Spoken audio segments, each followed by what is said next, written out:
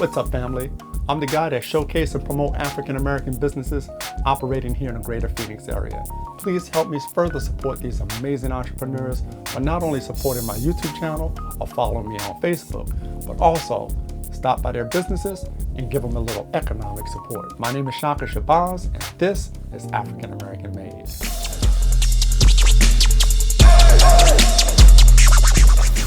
Yay. All right. How you doing today? I'm great, really good. I want to thank you so much for taking your time out and being so patient and allowing me to showcase you and your business. And it's my honor meeting you. I've heard so many beautiful things about you. Woo, well good. I'm excited. Great. Won't you tell me your name and the name of your business? Okay, I'm Darlene Little, and this is AfriSoul Education Center. AfriSoul Education Center. Yes. Okay, so much to unpack here. Such a beautiful place. Thank you. I mean, it's like Disneyland in here. So many beautiful things. Won't you tell me about your humble beginnings and what you do before you embark on this amazing journey? Well, my beginnings were humble. I was born in Mount Vernon, Illinois. I am one of 15 children. And my father was a farmer, so I lived on a farm all the way until I got in high school. And we grew soybeans and had eggs and a chicken coop and pigs and you name it. And planting crop every summer and all of those kinds of things. Unlike a lot of people, I think, in Mount Vernon was a small town, and most of the African Americans came from Mississippi or down south. And they brought their kind of fears with them, I think. So I lived in a family where my father was a member of the NAACP. In fact, the president started it in Mount Vernon. And so we grew up doing, making signs, doing demonstrations, going to conferences where Martin Luther King was at, all of those kinds of things. I grew up doing that.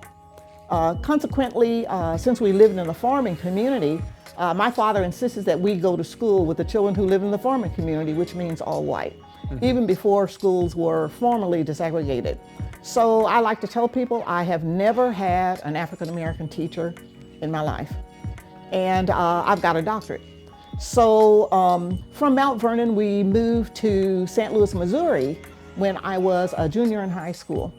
And I lived in the county, and they called it Jew City because there were a lot of Jewish people who mainly lived there. So every Saturday, I would see the Jewish people walking past my door with the little caps on. And so I got to learn a lot about the Jewish traditions there in St. Louis. I went to college in St. Louis, and I met my husband there. And we got married, and then we went to further college to Southern Illinois University, Edwardsville. And then we didn't want to live in cold weather anymore, so we moved to Arizona. And that's kind of where we brought up our family. You were educated by predominantly white schools? Entirely. Entirely. In fact, the only other black people in any school I went to up to junior high school were my sister. And what because we were fairly close to each other. So elementary school all the way through, there were no other black kids. Now, because it was a small town, Mount Vernon was, when you became a junior in high school, they only had one junior high school. The town did have a black school, and all the black kids went to the black school until you got to junior high. And then junior high, there was just one school. In high school, there was only one school, but there were no black teachers there at all. In a rural area? I lived rural. Yeah, that's what I mean, yeah. Yeah, in relation to everybody else. And all the black kids lived closer to the town, and I lived way out in the county. So consequently, really, I didn't have very much association with other black kids other than my family until I went to church on Sunday. Okay. And a lot of black girls particularly who lived like I did, who didn't have a lot of interaction with other black people regularly during the week, probably experienced the same thing I did. Black kids didn't like me because I talked white, according to them. I thought I was better. You're stuck up, all those kind of things. So consequently also, I had no black friends other than my own brothers and sisters, which is a good thing I had a lot of them. And how many were there, by the way? 15 in my family. 15 siblings? Yeah. We're in groups of 3. Wow. Only one mother and one father, no twins. And my older brother and sisters, that's one group. And then there's the middle group, and then there's the younger group. So I'm at the end of the middle group or the beginning of the younger group, depending on what my parents wanted. So you had a full support system there. Oh, yeah. Yeah, that's beautiful. So what interests you in going into education, and what did you get your degrees in? With all my siblings, if you've ever been in a large family or even a smaller one, the older kids take care of the younger. I spent my childhood being the parent, the teacher to my younger siblings. And I discovered that I could get them to do things I wanted to do that nobody else could. So if the house was dirty, I was a very clean freak. If the house was dirty, I could get them to clean the house, and I would promise to do something for them. And they would help me clean, and then we'd bake a cake or do something. Not having African American friends when I was growing up, because I didn't fit in to that group. I felt awkward around Black people. Didn't feel awkward around whites, but I felt awkward around African Americans. And we only saw each other at church. So we couldn't form a relationship, and my father was very strict. So as a teen or early teen, I didn't go to birthday parties or have friends over or talk on the phone or any of those things where we could have a social life with other African Americans. So I would say growing up all the way through to probably college, all of my friends were white. So was where you lived, the location where you lived, was that purposeful by your parents, or was that just happened to be where they settled, and they just happened to be in that community? Well, in Mississippi, my father was a sharecropper. And if anybody knows anything about that system, they would keep you a slave because they provided the sugar, the butter, the whatever, the extras that you needed. And so the tab kept getting more and more and more. Well, my father was a very smart guy. He was also a carpenter. So he also built houses and did a lot of other things. So he paid off his tab, bought land, but he was a very, very strong person. He didn't pull up with a whole lot of stuff. And so in Mississippi, Black men had to get off the sidewalk. They couldn't put their eyes on anybody. But on the other hand, he had girls, and anybody could come and take your girls if they became attractive to you. And so there was always a fear. And being a strong Black man, he, feeling that he couldn't protect his family, as soon as he could, he left Mississippi, even though we still had land there. I wasn't born at the time. I was born in Mount Vernon, but he got out as soon as possible. And so since he was a farmer there and a carpenter there, he looked for land that he could buy with the money that he brought with him. So that's why we lived out in the country where other people who came from Mississippi sought living more in town. Because of the sharecropping and the farming? Yes, but they tended to move more in town because they didn't want to. Yeah, well, I meant your family specifically. Yes. Yeah, and people who were in that industry. I call it an industry, but yeah, absolutely. The horrible industry, but yeah.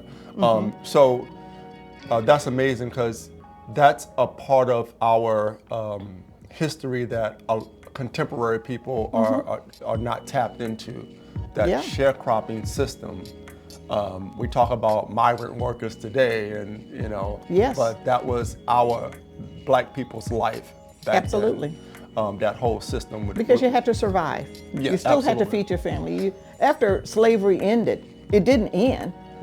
You had no money, no land, so what were you going to do? And so that was kind of the answer. It was slavery under a different name.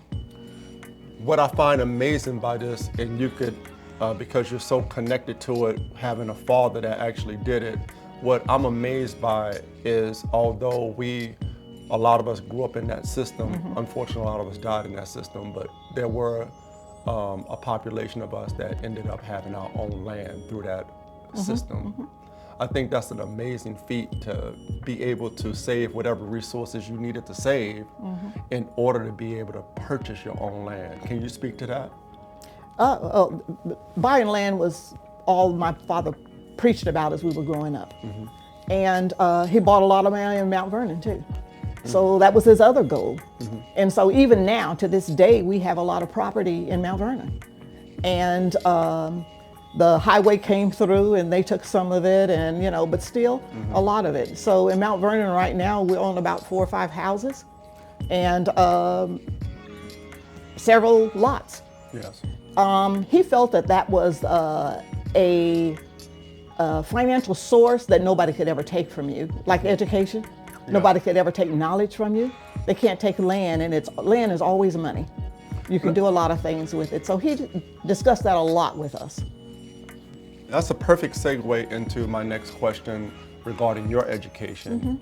Obviously, that was very important in that era for our parents and great-parents who lived in that system, for their children to get that education. Absolutely. As a pipeline to a better life. How did you approach education, and what made you decide to go into education yourself? Yeah.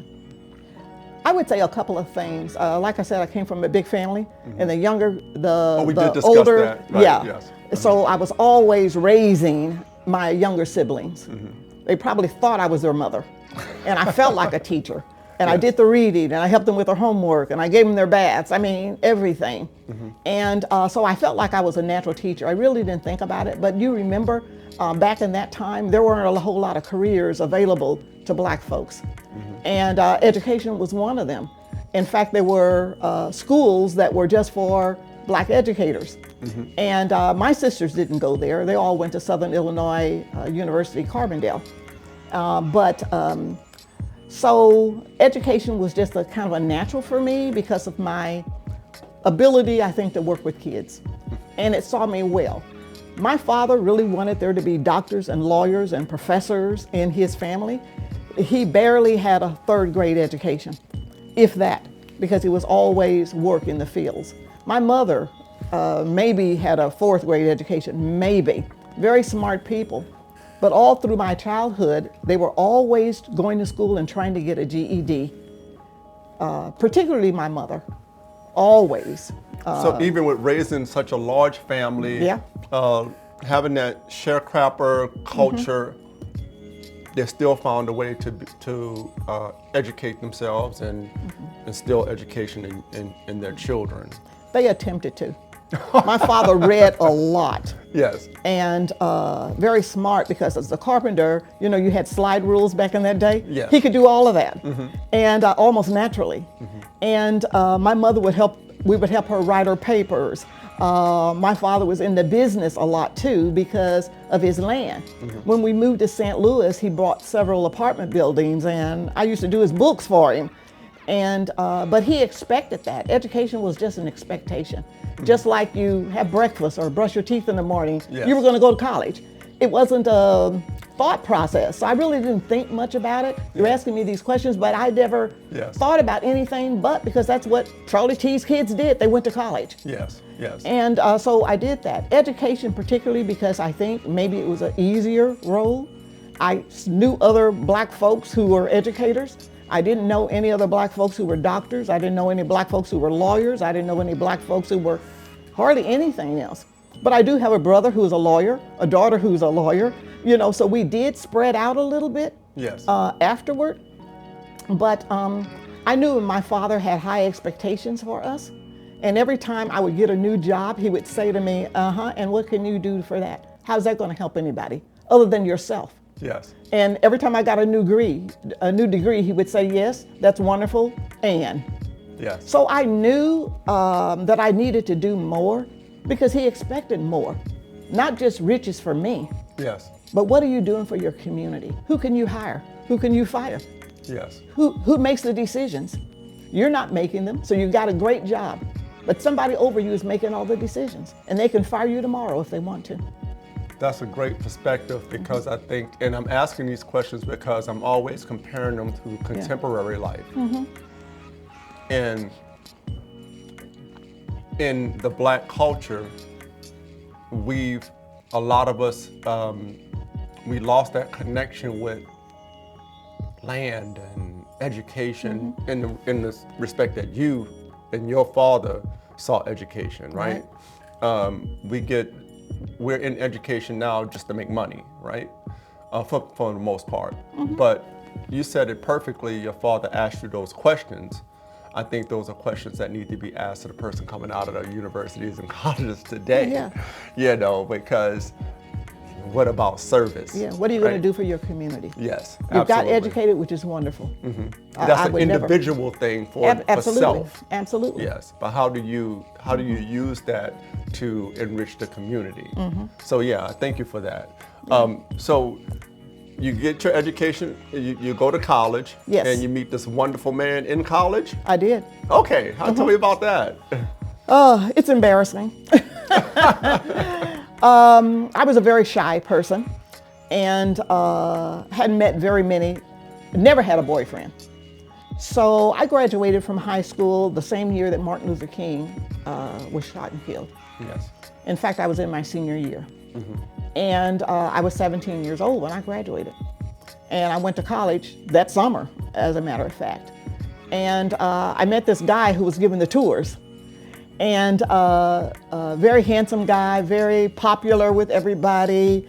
Lived in the inner city. I lived in the county.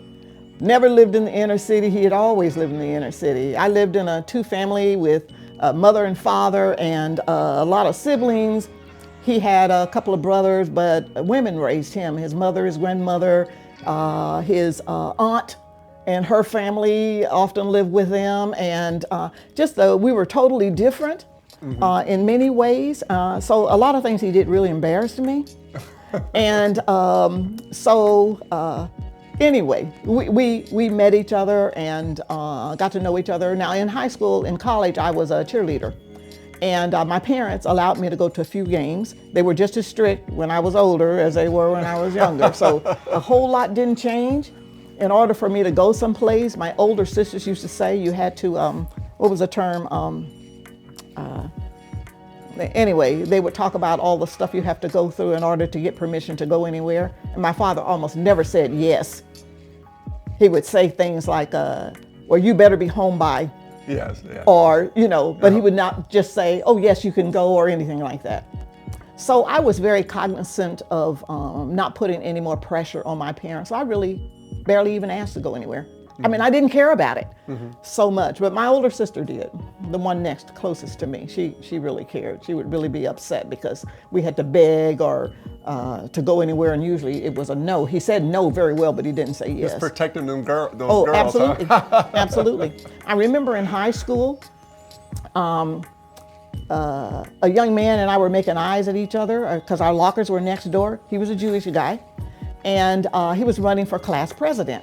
And you know how you get together and they were going to make flyers and do all that kind of stuff to poster. So he was having a group of people over to his house in order to make flyers for the election, running for office, student council office in high school.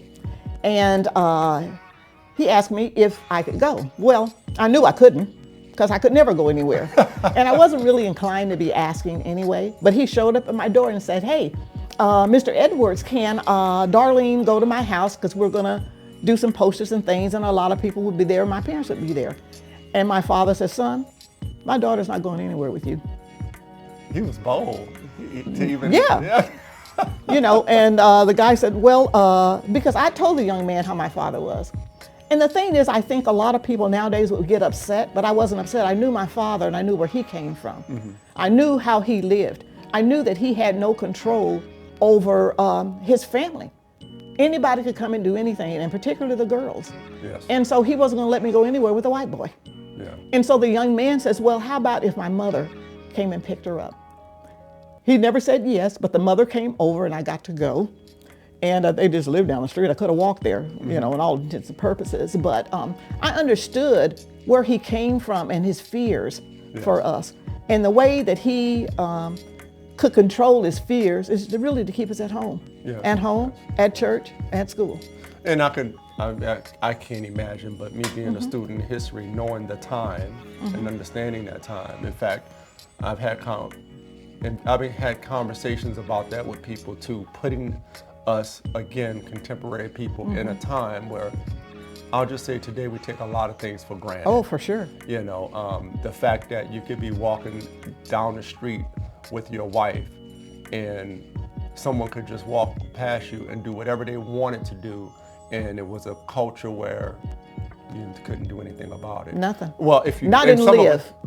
I was just And you beat then me you to still it. weren't going to do anything about it, because beat if me you're to dead, it. what do you do then? You beat me to it. Exactly. Absolutely. That's something that we can't even imagine. We can't fathom it. We can't fathom that. So, to your father, doing what he can, knowing the world out there, and his daughters are going to be in that world, and the limitation he had to protect them in the home, and at home, that was the place that he could do it, because he knew it. So I just wanted to say that, because we don't have an understanding of that today. You know, unless you are a student of history and you really understand that thing. So yeah, thank you for sharing that. Well, he was a man who didn't bite his tongue. Yeah. And I'm learning, don't want to go on a tangent, but I'm learning that there were so many men like that didn't, even though the most scary, I don't know what kind of man I would have been back then. But you know, I mean, despite that, the horrors of what could happen to you for standing up for anything, there were a lot of men that were that way. A lot of men and a lot of women. They did it anyway. Yes. Knowing that, I grew up knowing that black people were hung. I saw it. TV showed. Oh, wow. Black people in Mississippi were hung on trees, burned. We saw all of that. Who's the lady that sings Strange Fruit? She saw all those things too. Yes. So that's what I grew up on. And so I knew what the consequences were for being disrespectful to white people, and you never really knew. Yes. And when people watched the Color Purple, and the lady who turned around and told the very nice white lady that she wasn't going to work in their house and ended up beat and put in prison, that was real. Yes. And I don't care what anybody says about the Color Purple, and I know that we had a certain person here who said, why remake Color Purple? The reality is that there was so much reality in that I can testify to. Yes. So whatever anything else, I could testify at least to that particular situation. Yes. But but I met my husband. We had a great life. We traveled to California, and we were just going to stay for a while because that was his goal in life. If only he could go to California, you know. So we packed up in our Volkswagen. Yes, we had a Volkswagen.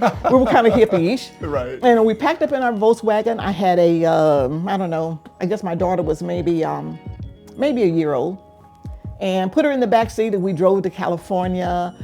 He had a friend that he had had in military, Gabe. We stayed at his house.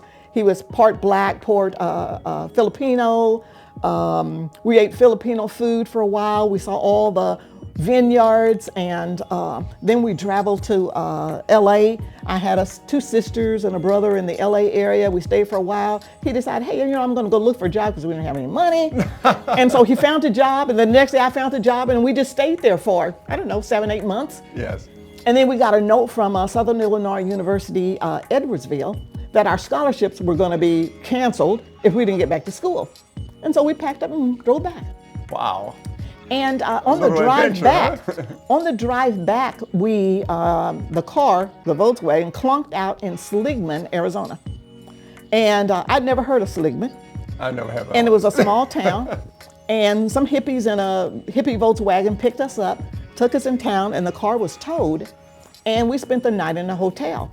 And as we were watching the news from Arizona, we saw a couple of black people on the news. I don't know why we saw them on the news. I don't know if they were just walking in the background. I don't remember. But we remembered that when we got back to St. Louis and it was snowing. And our Volkswagen is still in Seligman, by the way, so we had to catch the bus. Yes. We didn't have enough money to pay for it. And it was snowing, it was a blizzard. It was like, oh my gosh. As soon as I graduate, we are leaving this place. And my husband graduated first. He worked a year in Illinois. And as soon as I graduated that summer, before I graduated, he and a friend drove out west to California to visit friends, and he stopped in Arizona, and he applied for some jobs. And before he left the area from LA back to Phoenix, he'd got several job offers. So he called me and he said, hey, I got some job offers, but it's hot here. Are you sure you want to move? And I'm thinking it was almost October. It was August. It was September. And I was going to graduate soon. And I was thinking about the winter in St. Louis, and I didn't want to do it again. I said, absolutely. So he took the job, he came home, he moved everything except me and the kid. And as soon as we graduated, we got on the train and we came to Arizona. Wow. Yep. That's amazing. I will say my husband is a ham radio. And so he had had lots of contacts with people because ham, I don't know if you know about ham radio. No, I don't. Well, you know about CB radio. Yes, yes. Well, ham radio is a higher standard. Okay. It's not in your car. Most ham enthusiasts have ham radio shacks and all the radios, and you learn Morse code, and you talk to people all over the world through your radio, and all those kind of things. I'm partially familiar with that, but I didn't know that term. Great big towers and antennas in your backyard. Yeah, okay. Yeah. So he'd been doing that ever since he was a kid. He used to build radios, smart guy. And anyway, he'd been talking to somebody in Arizona, and they said, well, yeah, you should move to West Phoenix because that's where they lived. And so he found an apartment and whatever, and my baby and I, we came out. Been here 45 years or so. Wow. Yeah. That's amazing. Yeah. That's amazing. Arizona's changed a lot. Yeah, I'm sure you've really seen a lot in the 45 years. Yeah, really a lot. The transition there. Mm-hmm. Freeways. We got freeways. So you worked in education. Won't you tell me about your entry into the education world, and how did you thrive in that career, and when did you exit? Yeah. Okay. So I went to university, and just a funny story.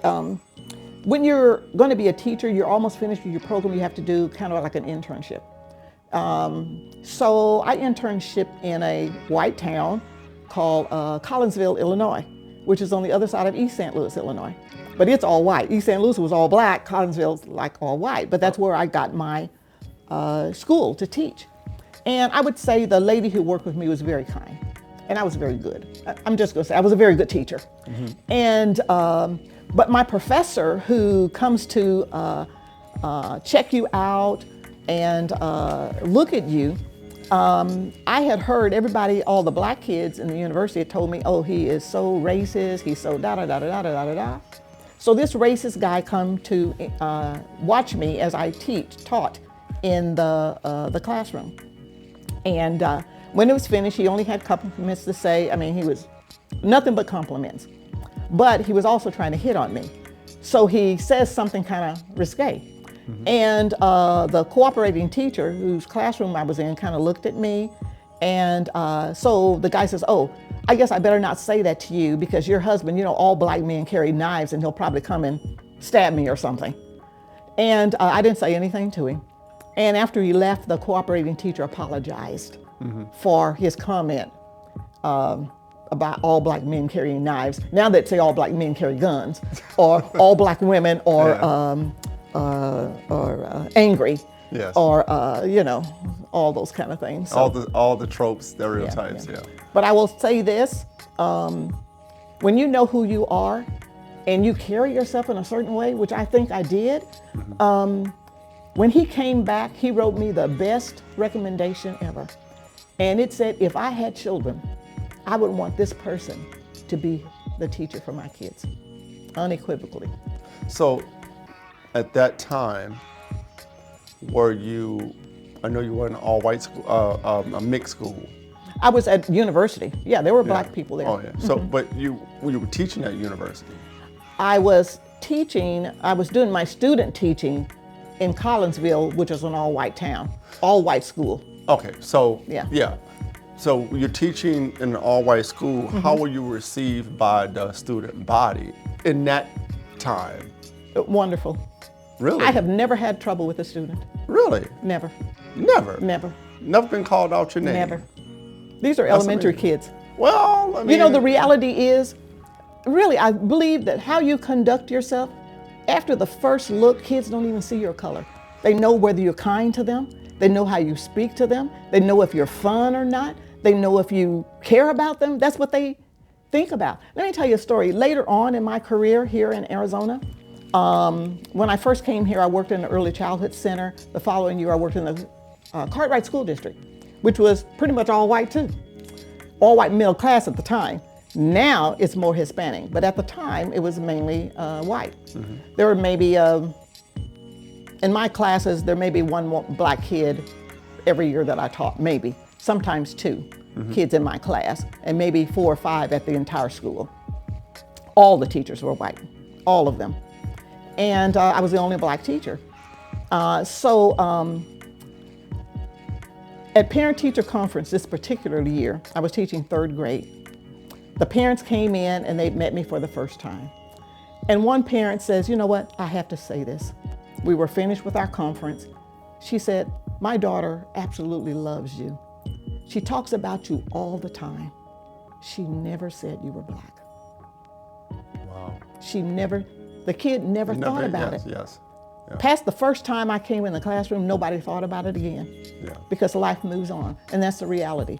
I never, even when I was a student, a child in the all-white school, and I'm the only black kid except for my sister in another grade, never did a child ever make me feel any way. I had great friends, we played, they never said anything. I don't know what their parents were saying at home. Yes. But yes. I never heard a single thing. I can think of my best friend, Billy. The only incident that ever happened during that time. Now, a lot of adults did a lot of things. Okay. Oh, yes. But the only thing that happened kid-wise is when I got to middle school. My best friend that I had had since kindergarten, 1st grade, saw each other at school all the time. I wasn't allowed to go to anybody's houses, but we saw each other at school, we played at school. She came to me one day. We'd been in middle school maybe about, we were in the 8th grade.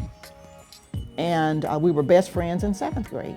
And she came to me like maybe 2 weeks into 8th grade, and she said, Darlene, my mother says that you and I can no longer be best friends. I'm like, why? She said, because when we go to high school and I want to be a cheerleader and popular, I can't have you, a black person, for my best friend. A Negro. They didn't say black person, they said a Negro. And we never spoke again. Yeah. Even though I saw her and she saw me. We didn't wave hands. We just act like we never. Just parted ways. That was it. Yeah. And that was part of the system too. And I was going to ask you about that a little bit because I'm reminded of the things I read even like during slavery and post-slavery, where you had children that grew up together, right? White kids and black kids. That's but it. there is a time when You have to young cut that. men go into adulthood, usually junior high, high school. That's when the divide begins because you're going into the real world, Yeah. quote unquote.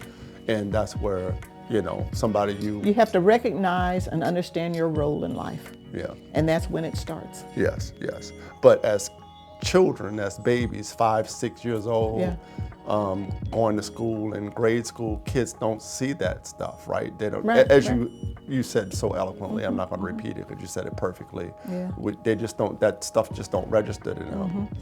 Of course, there are instances where maybe they're indoctrinated by a family and they repeat stuff they hear in the house, Yeah, or something absolutely. like that. But they really have no concept of what that is. So no, I thank you for that because we live it. The times we live in now, we still have similar conversations about these things, but I would just wanted your experience, which thank you so much because that's from the horse's mouth. That is from someone who actually lived it and experienced it. So thank you so much for sharing that. So you had a positive experience throughout your education as a student and as an educator. Pretty much. How did that influence you to do the wonderful work that you're doing now? Yeah. Teachers are so insular. We only know other teachers. And to be honest, I didn't realize this other great big new world until I almost retired. And the world of entrepreneurship, that's what I'm talking about. Yes. I never really thought a whole lot about it, although my father was one. But I didn't make the connection. All the apartment buildings he had and me doing his records and his bills and writing his checks, I just never really thought about it although I had obviously acquired some skills that I hadn't even thought about. Yes. All the time I was watching him and writing it, but I didn't think about it.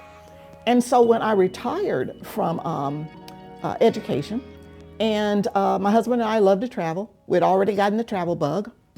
And we took our first trip to Africa. And another life lesson for me. I don't know about anybody else, but another life lesson for me. No matter how progressive I thought I was, I'd done all of the marching, protesting. I thought I was on top of my game. I went to Ghana, and the streets are dirty. Everything is red, dirt all upside the buildings. People with the big things on their heads carrying the chickens, and the sheep and the cattle are walking down the street along with the people. Whatever. My husband says, oh, there's this great restaurant I read about, because he did all of our research for trips. This great restaurant, and he showed me the restaurant. I'm like, that's a great restaurant? Are you sure? What are we gonna have? And I was afraid. I'm embarrassed to say I was afraid of black people, because we had been taught that if you see a whole lot of black folks together and they look poor, then it's not safe.